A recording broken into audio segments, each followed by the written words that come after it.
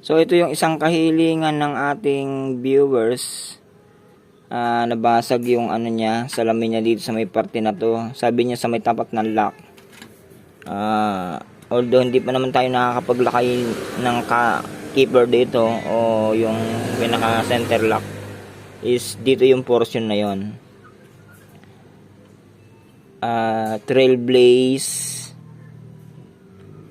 Chronicle, ito na yon. Kung itong parte na to yon, kailangan mo lang kalagin yung screw dito at dito sa may portion na to. Hindi ko alam kung anong screw yung nakalagay dyan, kung 6/3 o 8/1. So kailangan mo tanggalin. As pag natanggal mo na yung screw, kailangan mo pa ring gamitan ng cutter blade dito. Yan, hanggang doon. Kasi yung parte ng gilid na yan, nilalagyan ng silicone yan hanggang dito. Yan. So kailangan mong katirin yan ng silicone hanggang sa matanggal na to. Yan. Yan, matatanggal na yan. Ayan, ngayong nakahiwalay na yan. Ayan, ngayong naalis na natin tong interlocker. Ito na yung portion na yon.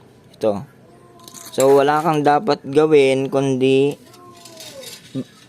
katirin uli yung silicone na nakadikit sa gilid na yan. And then kung meron pa doon sa may pinakakabila, ibangon mo yan dahan-dahan, tapos katirin mo uli ng silicone hanggang sa matanggal na siya.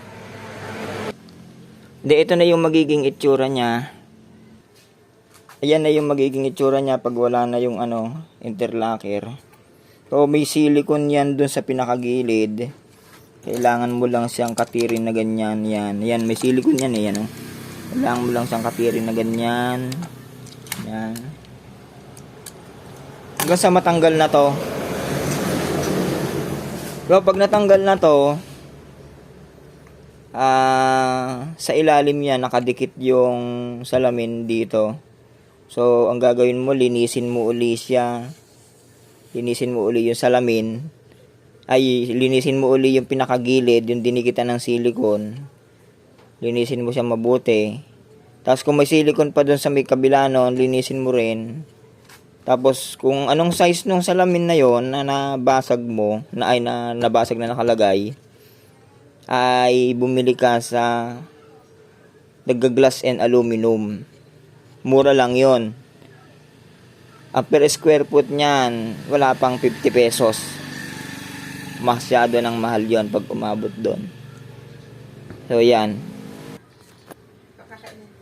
So ayan, pinakita ko na rin lang na ganito, ayan ayan yung silicone nya, pag binakbak, pag kinater mo, ayan siya. O kinater ko na yan. Ayan.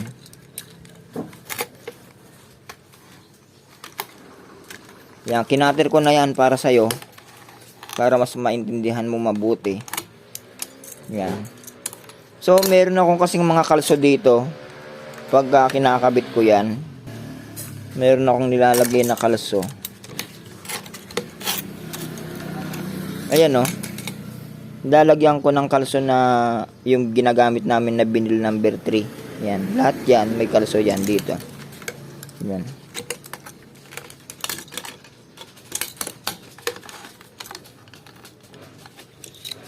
Tanawa po ka.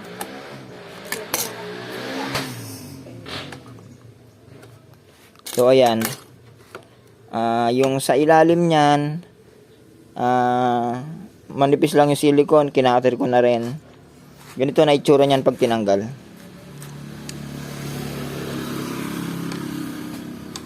Yan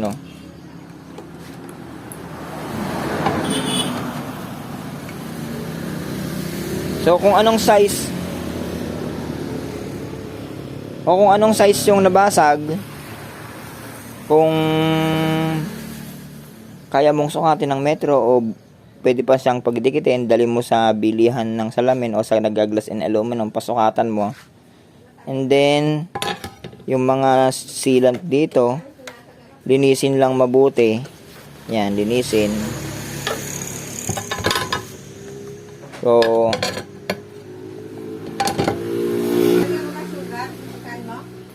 lilinisin ko lang muna itong salamin para kunwari bago. So, ayan, linis ko na yung salamin. Ayan, kunwari bago na siya. So, ito na yung pamalit mo. And then, gawin mo, suksok mo lang din siya uling ganyan. Ayan. Pag nasuksok mo na siyang ganyan. So, kung makita mo pa yung pinangkalso, ibalik mo uli siya, isiksik mong ganon. Ayan, dapat walang nakaangat. Para pag sinilat mo siyang ganon, hindi sasagko yung pinakadulo ng nozzle. Yan. Lagay mo siya uli lahat na ganon. And then, pag nailagay mo na siya, patigasin mo muna yung yung silicone. And then, pwede mo nang ibalik yung interlocker. Ganyan, ayan, Warren, matigas na siya. Okay na lahat. Then, pwede mo na itong ilagay. Ayan. Ganyan mo. Tornilyo mo yung magkabilang dulo. Oh, and then, silikonin mo rin ito. Okay, okay na. So, sana nakatulong ako sa'yo. More power. Maraming salamat sa pagtangkilik ng video. Sana hindi ako kinulang ng pagpapaliwanag doon sa kahilingan mo. Then maraming salamat. Thank you for watching.